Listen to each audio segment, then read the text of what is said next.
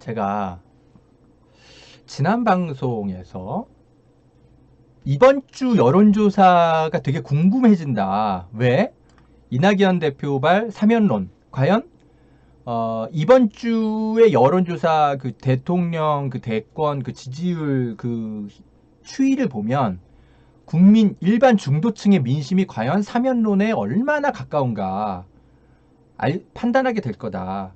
예, 제가 이제 그 말씀 드리면서 우리 이번 주에 여론조사를 보자 했잖아요. 그래서 이번 주 여론조사 다들 보셨죠? 역시나. 아니, 뭐, 중도층의 민심을, 그죠? 역시 이낙연 대표 주변에 어떤 사람들이 있었는지 모르겠지만, 잘못 파악한 거죠. 예. 아니, 저는 이낙연 대표 주변의 참모들이 사회 통합, 사면을 통해서 우리 사회의 갈등을 줄이고 사회 통합 이런 얘기를 많이 했으니까 이제 이낙연 대표가 이런 제안을 했을 텐데 중도층 민심이 진짜 그런 게 있기는 있을 수도 있겠다. 저는 한번 좀 가능성을 열어두고 지켜보고 싶었어요. 왜냐하면 제 주변에는 사실 좀 진보적 생각을 가지신 분들이 많기 때문에 제가 오히려 민심을 잘못 파악하고 있을 수도 있는 거잖아요. 에? 제가 어떻게 다 옳아요. 그죠? 우리 여기 300명 모여 계시지만 이 300명의 민심이 중도층의 민심과는 가깝지는 않잖아요. 우리가 그죠? 우린 좀 깨어있는 워낙 뉴스 다 찾아보는 사람들이니까 우리 스스로 뉴스 찾아보고 팩트 검증하고 우린 되게 양질의 상위삼으로 깨어있는 시민들. 그래서 중도층 민심은 또 다를 수 있다고. 그래서 제가 이낙연 대표도 오를 수 있다. 좀 가능성을 열어두고 한번 이번 주 여론조사를 보려고 했어요. 네, 최시원님 감사합니다. 여러분이 늘 도와주신 덕에 제가 활기차지고 있네요. 네. 아무튼 근데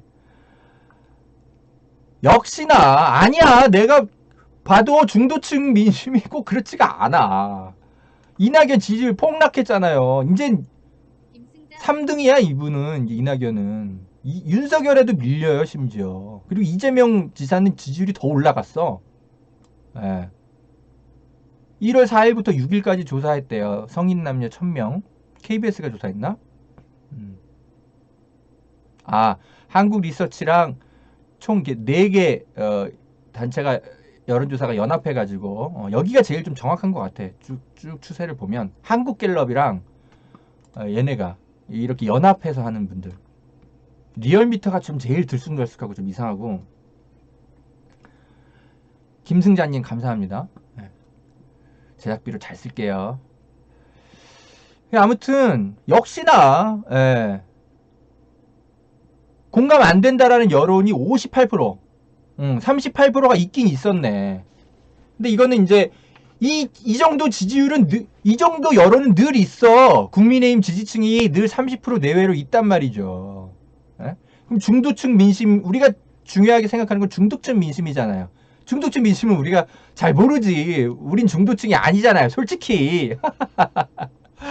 그래서 중도층 민심이 솔직히 궁금했는데 아닌 거지. 공감 안 하는 쪽인 거예요. 중도층의 민심도 역시.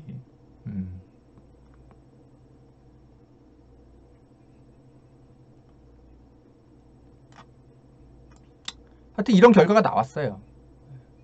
그래서 이재명 경기도지사가 오히려 더 올라갔어요. 24%로. 이낙연 대표는 3%포인트 하락했고. 저는 이낙연 대표가 뼈 아프게 생각했으면 좋겠어요. 이번 오류에 대해서. 제가 계속 말씀드립니다만, 지난번에도 말씀드렸지만, 여러분. 이낙연 대표가 아직 그 본격적인 대선 레이스가 시작도 되기 전에 무너지면 그거는 이재명 지사를 통틀어서 민주당 전체에게 별로 좋지 않습니다. 좋지 않아요. 왜? 언론의 특징이 뭐냐면 두 개의 그 걸출한 그 정치 세력이라고 해야 될까요? 한 정당에서 그렇게 막 그죠? 뭐랄까 그 선명성 경쟁을 하기 시작하면 언론은 그거를 더 집중해서 보도하거든요. 그래서 예전에 민주당이 80석 정도밖에 안 남고, 그죠? 그때 보수 정당이 압도적으로 친이 친박으로 나눠가지고 막 서로 막 경쟁하고 그랬잖아요.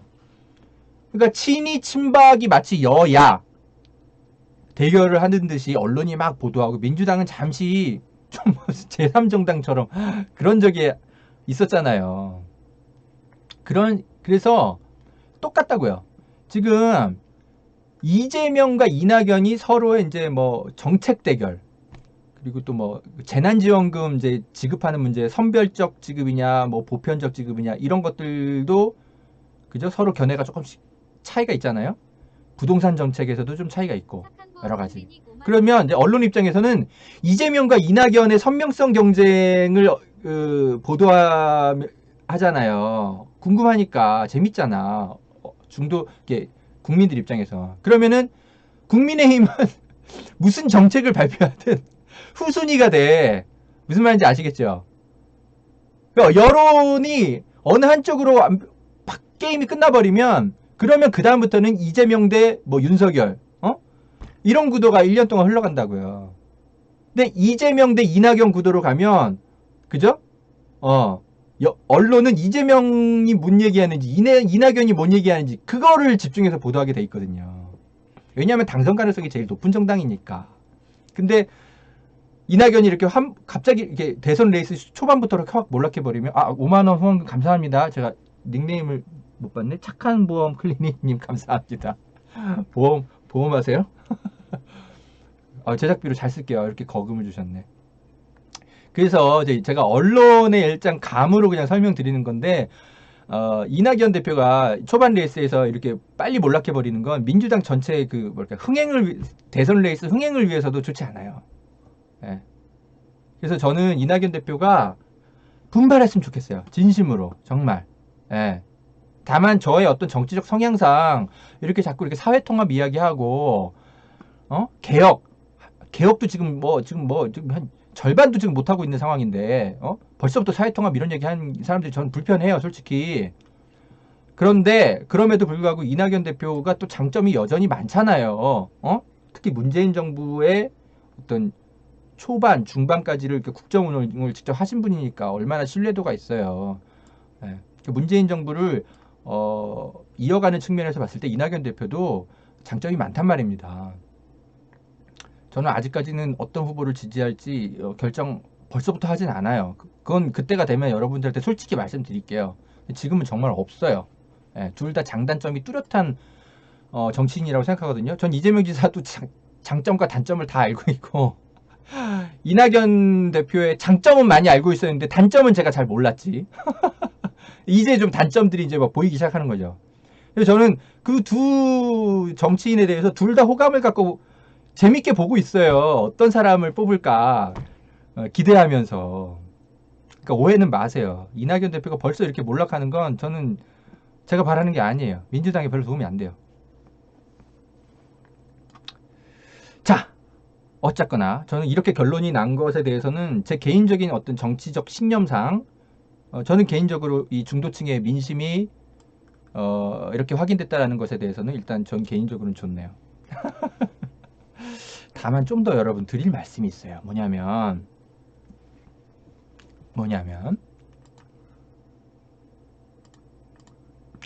대체 이낙연 대표가 왜 이랬을까? 그건 좀 살펴볼 필요가 있어요. 왜냐하면 이게 이낙연 대표만의 똥벌이 아닌 것 같아서 그래요. 네. 오늘은 이거를 좀 더 집중해서 얘기하려고요. 제가 지난 방송에서 그랬잖아요. 이낙연 대표 주변에 도대체 어떤 사람들이 있었길래 이렇게 민심 파악 제대로 못하고 갑자기 사회통합 이야기를 하는가. 그래서 제가 박수현 전 청와대 대변인 페이스북 글 찾아가지고 소개해드렸잖아요. 박수현 전 청와대 대변인이 예전에 그런 얘기를 했다며. 예? 이낙연 씨가 당대표 선거에 나왔을 때 국민들이 다 반발할 텐데 사면이라는 그 운명론적 책임에 대해서 정말 감당할 수 있겠냐. 박수현 대변인이 먼저 얘기했다며. 자기가 본인 페이스북에 썼어요. 그래서 제가 뭐야? 왜 이런 얘기를 해?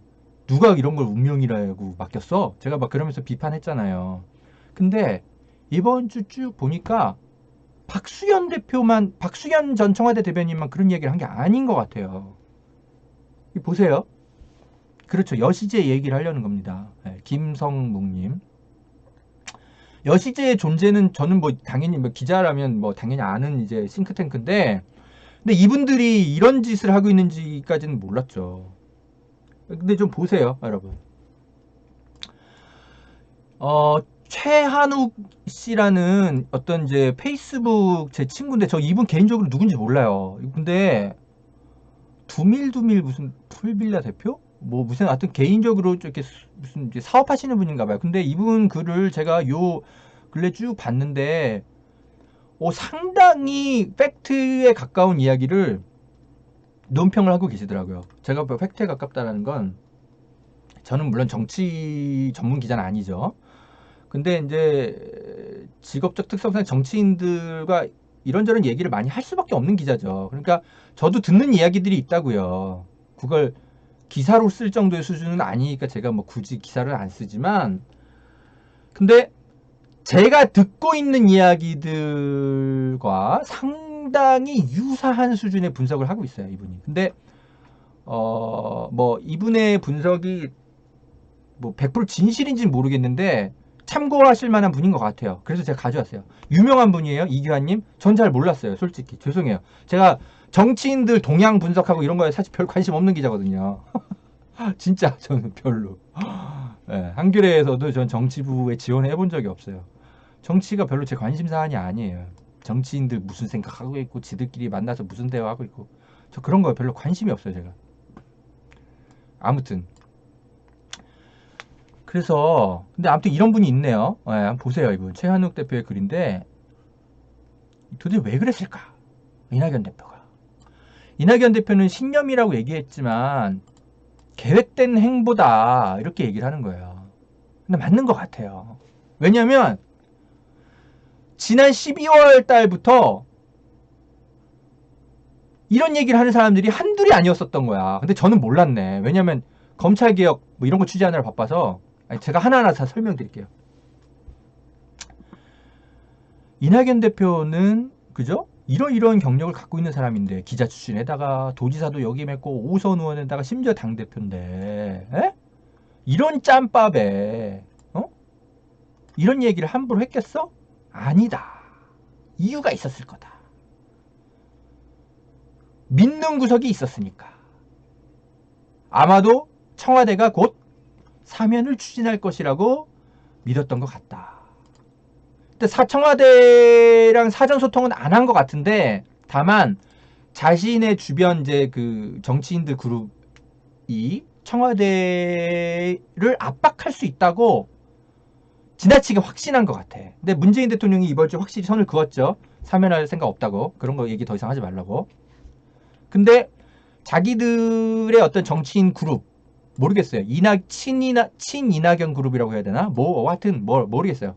그런 그룹에서 청와대를 충분히 압박할 수 있다라고 문재인 대통령을 설득할 수 있다고 지나치게 확신했던 것 같아. 그러니까 우리가 뒤에서 다 일 처리해 줄 테니까 이낙연 당대표가 먼저 운을 띄우십시오. 자기들끼리 뭔가 계획한 그룹이 있었던 것 같아. 그렇지 않고서야 이런 갑자기 뜬금없는 주장을 왜 해요? 안 그렇습니까, 여러분? 이 정치 고단수가 5선 의원인데 이렇게 정무 감각이 없을 리가 없잖아요. 근데 믿었던 구석이 있었는데 믿었던 구석이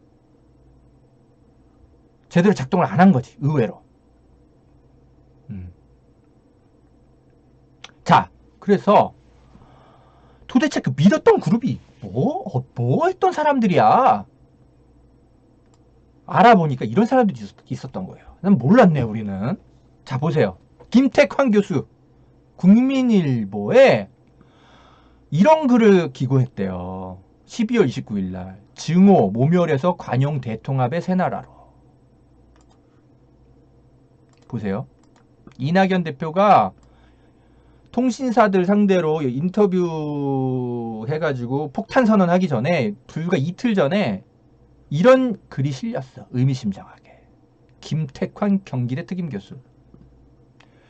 내용이 뭐냐? 이거예요. 뭐 대깨문대 일베, 조국기 부대 대 태극기 부대, 어쩌고저쩌고, 문바 대 박바 등등등등 막 이렇게 진영의 패싸움.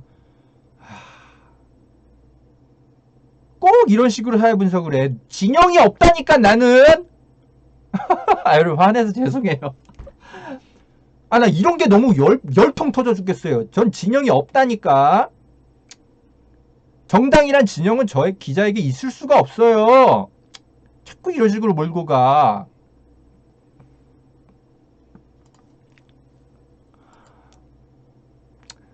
왜 이렇게 감정 기복이 심하죠, 저는? 웃었다가. 아, 진짜, 갑자기 막 울컥해, 이런 거 보면. 1년 내내 진중권 같은 사람한테 시달려서 그래요. 진영주의자라고. 진영이 어딨어, 나한테. 아니, 그러니까 여러분은 진영을 가지셔도 되죠. 근데 기자는 그런 게 있어서는 안 되잖아요, 여러분. 아니, 근데 이 칼럼의 내용이 그런 거예요. 그래서 진영주의 너무 많다. 사회가 자꾸 분열된다. 그러니까 뭘 해야 된다? 이거. 여야 영수회담을 해라. 이낙연 대표나 김종인 위원장이 제안을 해라. 그리고 여기 있어.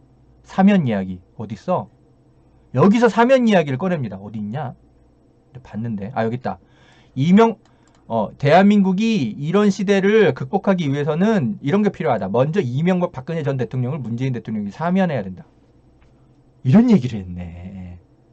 우리 국민일보 뭐 이런 쓰레기 신문 잘 안 보니까 몰랐지. 고발뉴스에서 김택환 교수 이야기 뭐 제목 제가 썸네일 본 게 있는데 그게 이 얘기예요? 남석킴님? 역시 이상호 선배가 감각이 있으시네. 그래요. 아무튼 고발뉴스에서 얘기했더라도 하여튼 뭐 다시 한번 들어보세요. 몰랐어요. 저는 고발뉴스 그 썸네일은 제가 봤는데 무슨 내용인지는 제가 안 읽어봤어요. 아무튼 이런 게 있었네. 근데 보세요. 이 김택환 교수가 그냥 교수가 아니야. 에? 그냥 교수가 아니야. 보니까 이분이 이거예요. 김택환 교수가 이분이 잠깐 어디 기자 출신이라 그러던데? 잠깐만요.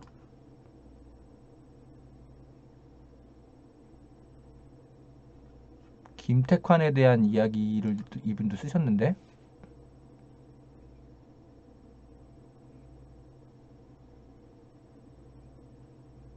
여기 있다. 김택환은 칼럼에서 이명박근혜를 사명하라고 훈수를 뒀는데 그죠? 김택환이 그냥 교수가 아니고 어떤 사람이냐면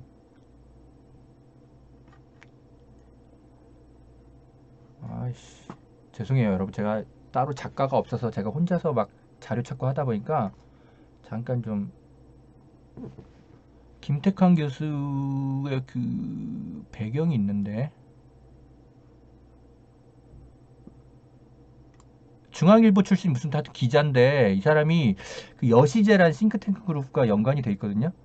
그거 지금 찾아왔는데 중요해요 여러분. 조금만 기다려주세요. 이거 꼭 설명드려야 돼요.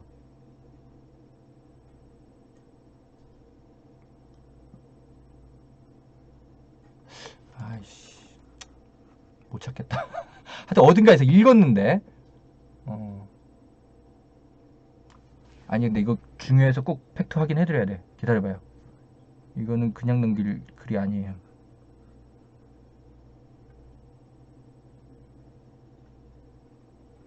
그죠? 홍석현한테 발탁된 인물.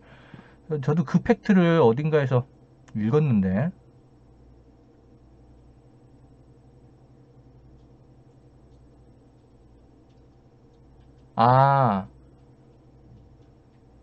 이건가?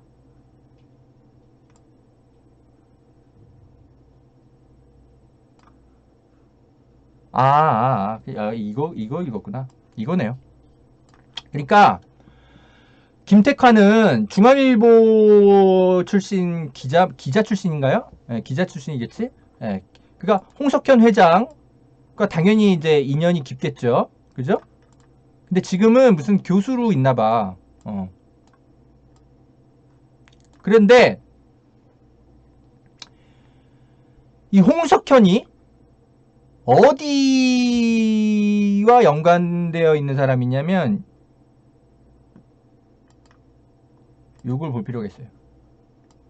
여시제. 자, 여러분 보세요. 어머, 이거 왜 이래? 아, 여기 있다. 이 여시제라는 싱크탱크가 있거든요, 여러분. 이게 이사장이 누구냐면 이헌재 전 경제부총리. 근데 이 사람 요즘 이렇게 들리는 소문이 뒤가 좀 구린 게 많아요. 이건 제가 내일이나 내일 모레쯤에 따로 정리해 드릴게요. 옵티머스 사건과 관련해서 이 사람이 자꾸 등장해요. 녹취록에. 별로 이렇게 질 좋은 경제인이 아닌 것 같아요. 모피아들에 좀 둘러싸여 있는 그런 분인 것 같아. 그건 제가 나중에 설명드릴게요. 그리고 여기 있잖아요. 홍석현. 그죠? 홍석현. 그러니까 범여시제 그룹이라고 보면 됩니다. 아까 그 김택환 교수가 다 비슷비슷한 인맥들인 거예요. 여시제 소속은 아니더라도, 예. 제가 뭐 이상호 선배랑 뭐 친하게 지내는 것처럼 제가 고발뉴스 직업 그런 거 아니지만 비슷비슷한 사람들끼리 자주 모이게 돼 있거든요. 그러니까 이 사람이 범여시제 그룹이라고 보면 됩니다. 그래서 이봐 김탁환 교수, 당신이 국민일보에 먼저 칼럼을 써. 그리고 이낙연 대표에게는 우리가 얘기할게. 이런 일이 사전에 진행됐던 게 아닌가 싶고, 그리고 또 하나, 이광재 씨도 이 여시제랑 관련 범여시제 사람이죠. 왜냐면 이 사람이 여시제의 예전에 초대 이사장 하지 않았습니까? 이분 얘기로는 그런데 보자. 여시제의 심장은 홍석현. 그리고 이광재는 예전에 여시제 원장을 그만두고 민주주의 4.0을 설립했는데 어쨌거나 그 여시제 인맥인 거죠. 근데 여러분, 이광재 씨도 최근에 무슨 책 썼는지 보세요. 여러분, 이 책 아시죠? 노무현이 옳았다, 최근에 책 나온 거. 저는 이거 그냥 서점에서 그냥 겉표지만 보고 넘어갔는데, 뭐야, 또 노무현 대통령과 관련해서 뭐 이렇게 뭐 무슨 얘기를 했나? 그래, 하여튼 좋은 책 나왔겠지 하고 그냥 그냥 책 표지만 보고 넘어갔는데, 내용이 이거야. 대통령 사면. 협치, 연정을 통해 분열의 시대를 마감하는 정치를 해야 한다. 이게 뭐예요? 이게 그거잖아. 대통령 사면하라는 얘기 아니에요, 전직 대통령들. 그러니까 왜 노무현 대통령이 무슨 대연정 갑자기 제안을 해가지고 임기 말에 지지층 다 막 떨어져 나가고 난리 났었잖아요. 근데 그게 옳았다라는 책인가 봐.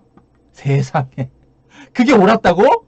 노무현 대통령에게 가장 큰 뼈아픈 정치적 오판 중에 하나라고 저는 생각하는데요. 뭐야? 그 이광재 씨, 당신이 노무현 대통령한테 혹시 그거 조언했어? 당시에? 이 사람 안 될 사람이네? 노무현 대통령 그럼 망친 사람 중에 하나잖아. 몰라요. 그 당시엔 제가 기자가 아니었으니까 잘 몰라요. 근데 아무튼 노무현이 옳았대, 그게. 이 책이 그건가 봐요. 사회통합, 갑자기 막 분열 정치 끝내자. 이 책이 12월 초에 나왔어요, 여러분. 그러니까 이게 아기가 이제 딱딱딱딱 맞아떨어져요. 이 범여시제 그룹에 속해 있는 정치인과 학자들, 이런 사람들이 움직이기 시작했던 것 같아. 작년 말부터. 예. 이명박 박근혜 대통령 사면을 이야기하면서 국민 갈등 극복하고 문재인 정부를 넘어서는 어떤 새로운 형태의 갈등을 수렴하는, 갈등을 수습하는 그런 이제 통합 정부를 만들겠다. 우리 같은 정치인들을 성장시켜 주십시오. 국민들에게 아젠다를 제시하려고 이 사람들이 회의를 했던 것 같아. 작년 말에. 우리는 다 검찰개혁 때문에 바빠 죽겠는데 이 사람들은 그런 거 회의하고 있었던 것 같아.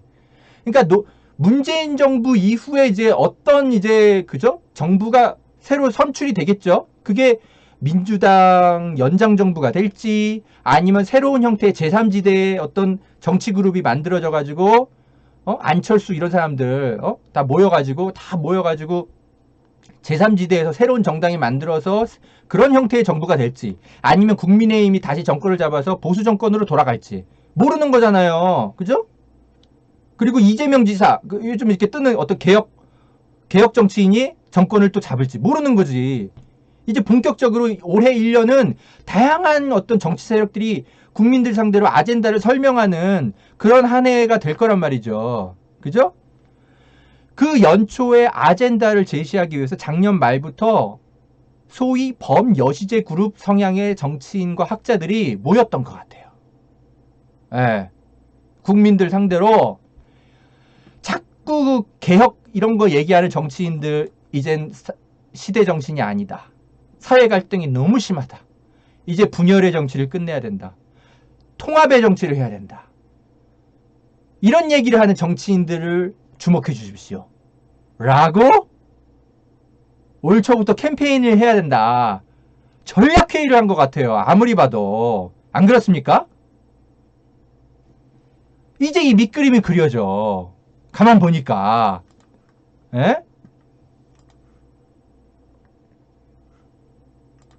몰랐네. 이런 일이 벌어지고 있는지. 그리고 이재명 지사 아니 누가 이낙연 대표가 물론 여시제 소속은 아닌데요. 이분들하고 꽤 가깝게 지냈어요. 과거에 이렇게 잘 만나고 다녔네. 작년부터 만나고 다녔네. 물론 이현재 전 부총리는 뭐 정치인들이 자주 만나는 사람이긴 하지만 뭔가 이 사진이 의미심장해. 예. 그래서 이건 그냥 저 취재된 거 아니에요. 그냥 우리가 몰랐던 이런 정치 흐름이 있나? 라고 알려드리는 것 뿐입니다. 사실 뭐 대부분 뭐 정치 무슨 분석 기사들이 뭐 메이저 언론들도 다 마찬가지야. 다 무슨 추정이야. 뭐 확실한 거 하나도 없어요. 근데 어쨌든 뭐 저는 정확히 말씀드립니다. 제가 뭐 이런 거 취재한 건 아니에요. 그건 제가 명확히 말씀드리고요. 그냥 참고만 하세요. 근데 상당히 이상해요. 예. 이 여시제 그룹, 범여시제 그룹들이 작년부터 움직이기 시작했던 것 같아요. 그래서 이낙연, 이현재, 홍석현, 김태환, 이광재 이런 분들 그리고 박수현 대표, 박수현 전 청와대 대변인 이런 분들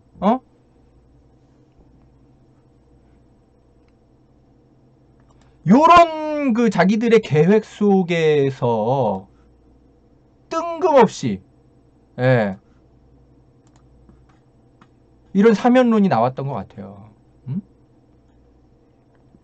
뜬금없이 터져 나왔지만 상당히 계획적으로 나온 이야기라는 거예요.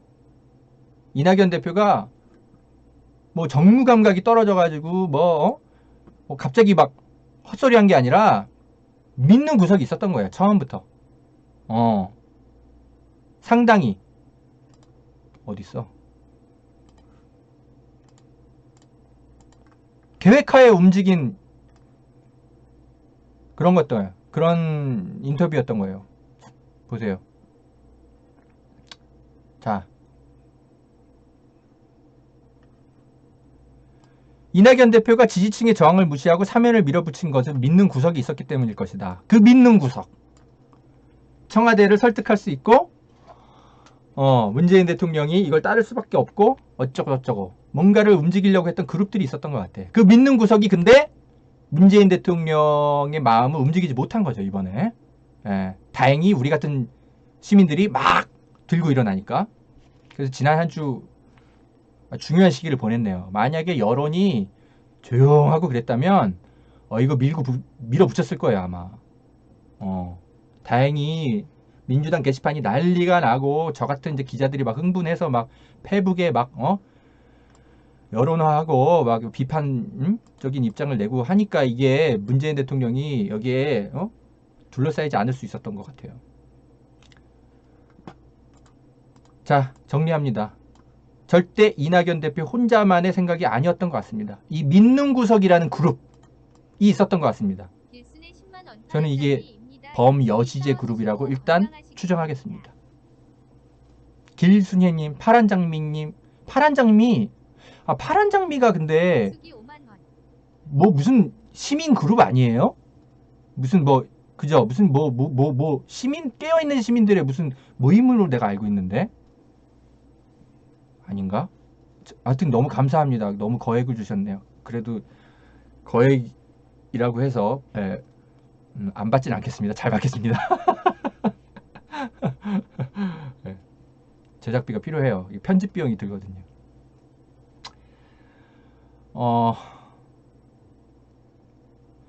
김남성님, 우리 채팅방에 계신 분, 그 글 좀 보세요. 이게 이상호 선배가 다 얘기를 어디서 했대요. 몰랐어요. 아무튼, 거기서 이제 또 안 보신 분이 있을 수 있잖아요. 또 왜 그래. 하여튼, 김남성님, 고마워요. 알았어. 몰랐어요, 나는. 근데, 하여튼, 이상호 선배랑 제가 통화해볼게요. 네. 아무튼 저는 이상호 선배 그건 못 봤고 이분 페이스북 글을 소개해드릴만 하다 싶어가지고 가져온 거예요. 이거 보고 저는 감 잡은 거예요. 네. 최한욱 씨, 이분 만나보고 싶네. 이분 근데 상당히 취재력이 좀 있으신 분인 것 같아요. 그냥 사업하시는 분이 아닌 것 같아. 여기 보니까 최근 믿을만한 소식통에 의하면 어쩌고저쩌고 얘기하시는데 취재그룹이 좀 계신 것 같아.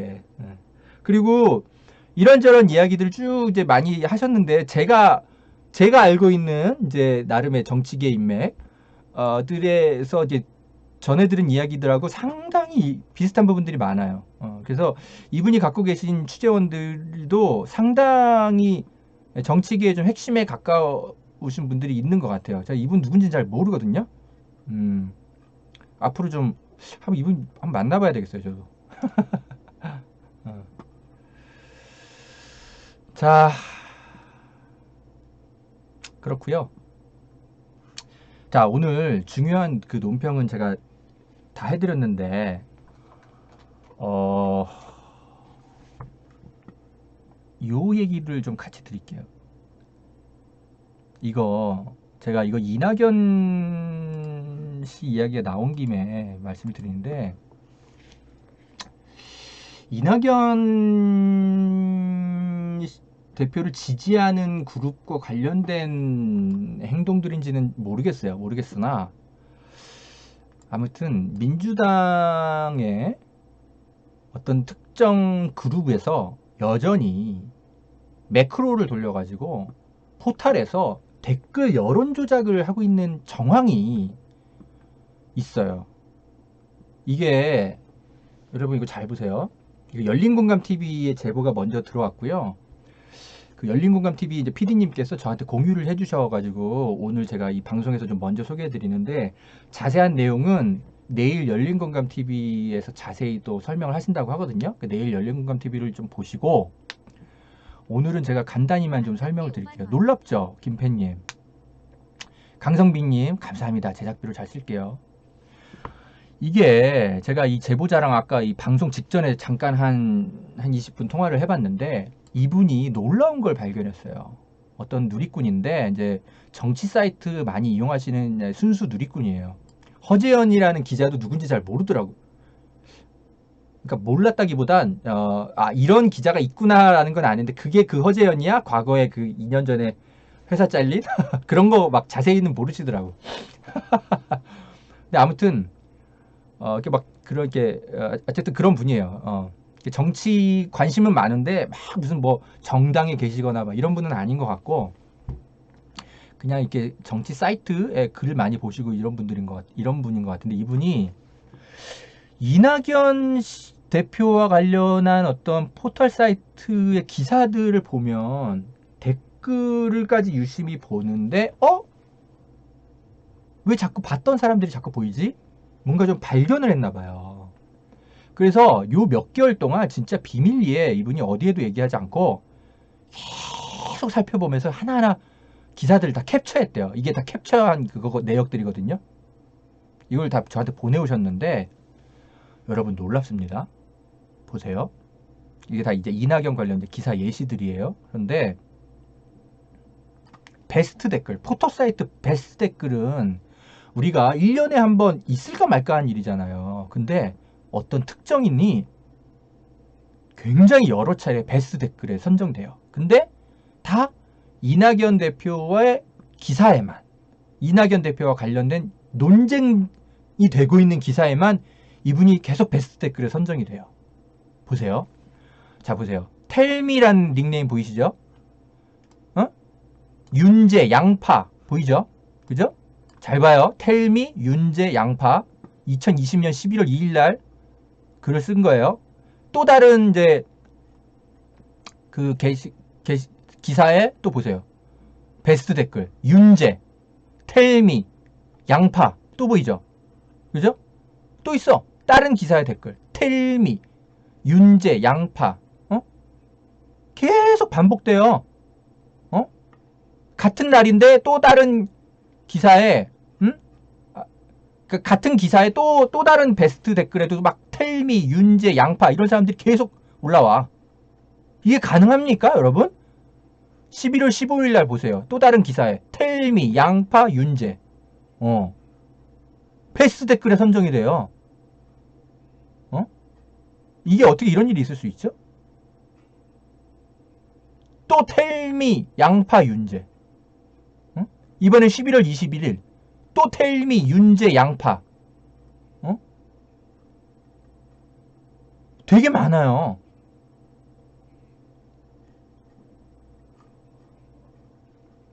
(11월 26일) 날도 텔미, 윤재, 양파. 근데 이거는 약간 추천수가 좀 덜 나왔네. 11월 30일 보세요. 남양주 시장이 이재명 지사랑 갈등 있는 사람이거든요. 친 이낙연계라서 그런지 모르겠어요. 아무튼 남양주 시장 관련한 무슨 기사인데 남양주 시장 응원합니다. 텔미, 양파, 윤재. 또 베스트 댓글. 또 보세요. 또 12월 11일 날 문재인 대통령과 이낙연 대표 때문에 공수처 완수했다. 어쩌고저쩌고. 텔미, 윤재, 양파. 2020년 12월 11일. 또 무슨 다른 기사에 또 그래. 또 윤재, 양파, 텔미.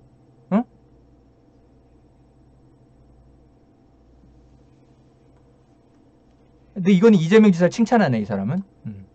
그러니까 모르겠어요. 이재명 지사의 안티는 아닌 것 같고 그냥 친 이낙연 그냥 그런 분인 것 같아요. 그러니까 그쵸, 뭐 이낙연 지지한다고 해서 이재명 싫어할 리는 꼭 그런 건 아니잖아요. 예.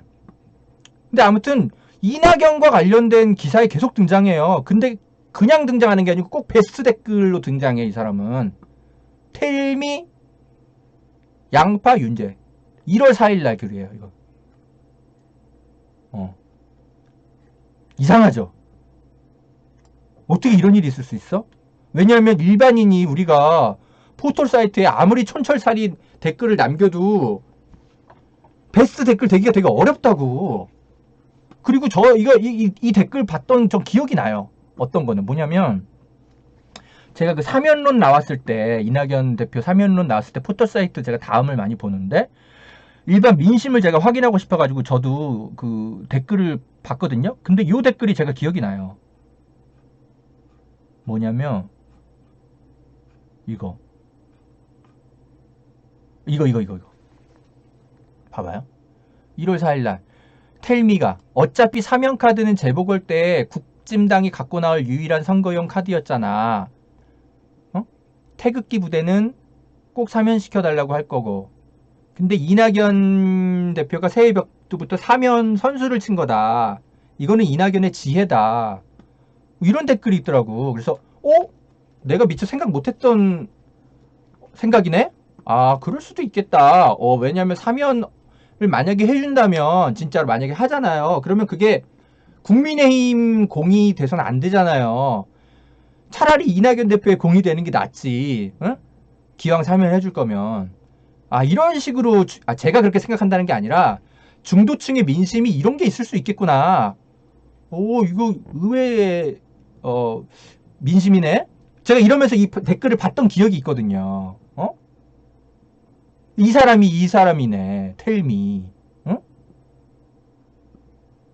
그러니까 공안님, 그러니까 그러니까 도나울리님 말 같지도 않은 논리라고 저도 생각하는데, 그러니까 중도층의 민심을 저도 파악하기 위해서 살펴봤다고요. 이런 생각을 할 수도 있겠구나라고. 그냥 기자로서 살펴봤다라는 거예요. 근데 보니까 이 댓글이 매크로 돌린 댓글인 것 같은데요. 예? 예. 그러니까 저 같은 사람한테 영향을 미치고 있었던 거야. 여론으로서. 이런 게 중도층의 민심일 수도 있겠구나 하고 생각을 한 번쯤 해보게 만든 거예요. 이런 댓글들이. 근데 작년부터 계속 매크로 돌려가지고 어떤 특정인이 또는 특정 그룹이 계속 매크로 돌려가지고 베스트 댓글 만든 것 같아요. 그러지 않고서야 이런 우연의 일치가 계속 반복될 수가 있습니까? 안 그래요?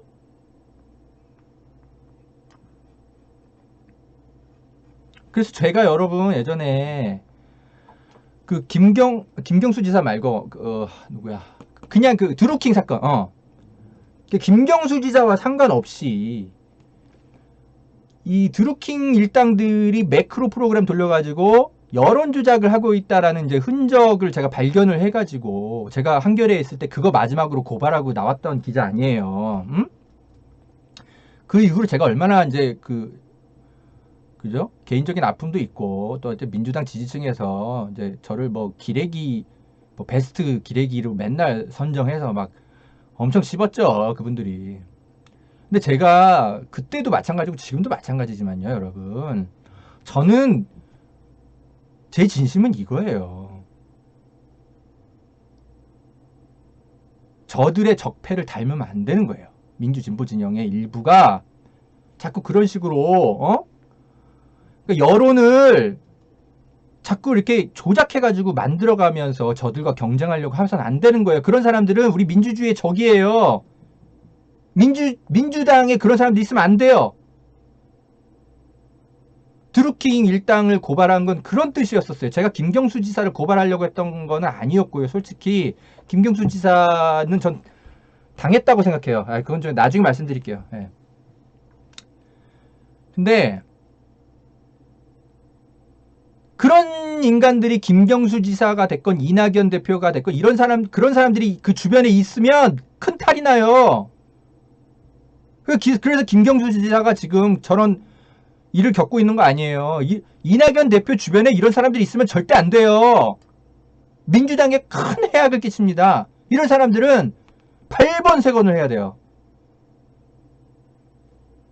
저는 그런 목적으로 설명드리는 겁니다. 제가 민주당, 당연히 저도 친민주당 성향의 기자죠. 당연히 그렇죠. 제가 민주당의 진영주의자 이런 거는 거부하지만, 당연히 이제 진보적인 어떤 이제 기자로서 검찰 개혁 열심히 하고, 그러니까 당연히 민주당을 응원할 일이 많죠. 그러나 그렇다고 해서 민주당 안에서 만약에 벌어지는 적폐 행동, 나쁜 행동들을 눈 감는다. 그러면 저는 진영주의 기자가 되는 거죠. 민주당의 진짜 마지막 휘슬블로가 돼야 된다고 저는 생각해요. 예? 제가 침묵해버리면 진짜 더 이상 민주당에 쓴소리할 기자가 누가 있을까, 저는 그런 생각해요. 진짜로. 저는 민주당을 정말 돕고자 하는 마음에서 하는 논평이니까 여러분 오해하지 마시고요. 이낙연 대표님의 선거 캠프가 하여튼 민주당에 여론 무슨 대응팀 있을 거 아니에요. 이 사람들 찾아내세요. 텔미, 윤재, 양파, 이 사람들. 제가 볼 때 이거 한 사람이 아닌 것 같아. 제가 그 제보자랑 통화해봤는데 저한테 지금 준 이거는 일부고요. 3개 팀이 있어 보이는데요. 3개 팀. 총 3개 팀이 활동하고 있는 것으로 자기가 분류가 된대요. 글의 맥락이라든지 글을 올린 시간들 이런 걸 다 분석을 해보니까 3개 팀이 움직이고 있대. 3개 팀. 그거는 제가 이번 주 중에 이 제보자를 만나가지고 제가 좀 파악을 해보려고요. 그래서 저 이거 경찰에 고발할 거예요. 제보자랑 상의해서. 왜냐하면 이거 포털 사이트 업무방해거든요. 이거 범죄입니다. 도덕적으로 문제 있는 수준을 넘어서는 거예요. 우리 민주진보 진영에 해악을 끼치는 수준을 넘어서서 이 포털 사이트 업무방해입니다. 드루킹이 처벌받은 거랑 똑같은 거예요. 이거 경찰이 수사해야 됩니다. 이 인간들, 어떤 인간들이 이제 발본색원을 해가지고 우리 민주진보 진영 근처에도 못 있게 만들어야 돼요. 이런 사람들이 있어야 될 곳은 동부구치소 같은 곳이에요. 이명박 역방.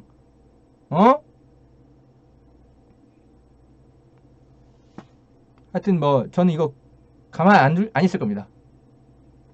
제가 뭐 드루킹 사건 고발하고 나서 굉장히 힘들었는데 그 이후에 어쩔 수 없어요. 기자가 이런 걸 침묵하면 우리 사회의 여론의 투명한 감시를 누가 합니까, 결국? 에? 결국 정치인들이 할 수는 없잖아요.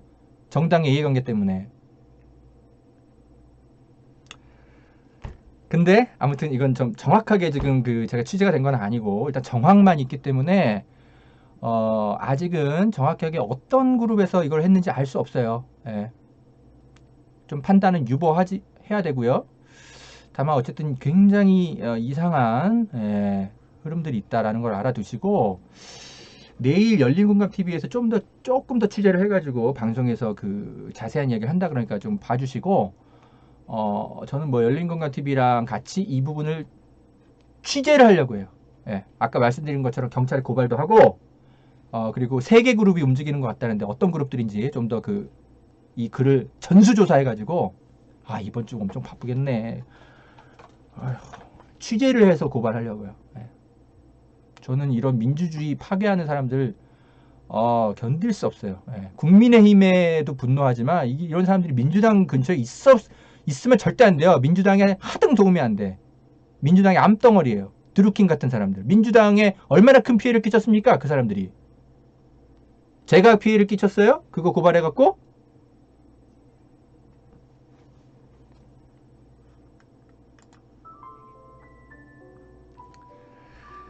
자, 여러분. 허재현 기자의 시사 바리스타 함께하고 계십니다. 아이고, 우리 방송 시작할 때는 200명도 없어가지고 조금 제가 조금 섭섭할 뻔했는데 그래도 지금 500명 가까이 와 계시네. 감사합니다.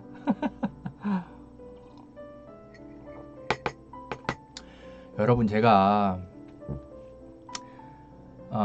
저라고 왜 정치적 진영을 갖고 싶지 않겠습니까? 솔직히 제 편이 좀 많아졌으면 좋겠어요. 너무 외롭고 힘들어서. 덮어놓고 제 편 들어주는 사람들. 저라고 왜 그런 게 있으면 좋지 않겠습니까? 그런데 어쨌든 저는 평생 직업인 기자로 살기로 마음먹은 사람 아니에요.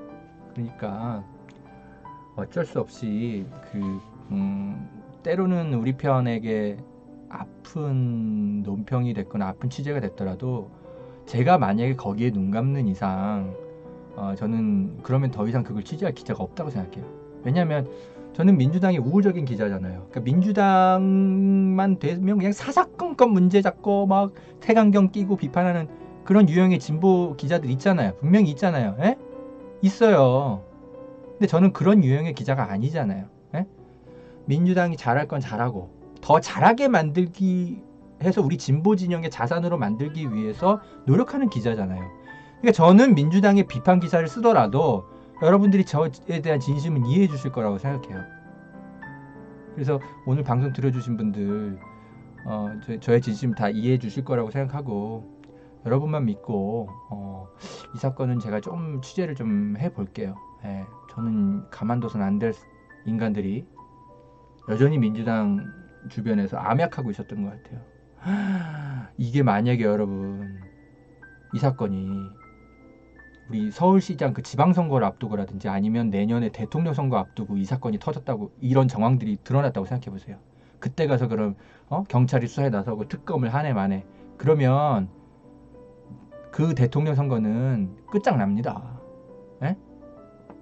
국민의힘만 좋은 일 하는 거예요. 그러니까 이런 나쁜 그런 민주주의의 적들은 우리 진영에 있다고 해서 절대 봐주면 안 됩니다. 발견 즉시 발본색원 해야 돼요. 그래서 선거에 누구도 악용하지 못하도록. 이 사람들 무슨 말인지 아시겠죠? 김팬님, 제 진심이 그거예요. 조중동이 이런 사람들을 만약에 먼저 발견해서 내년 선거 때 터뜨려봐요. 선거에 엄청 이용해 먹습니다. 에? 그래서 우리가 제일 먼저 발견했으니까 우리가 먼저 빨리 발본색원 해버려야 돼요. 선거에 악용하지 못하게 저들이.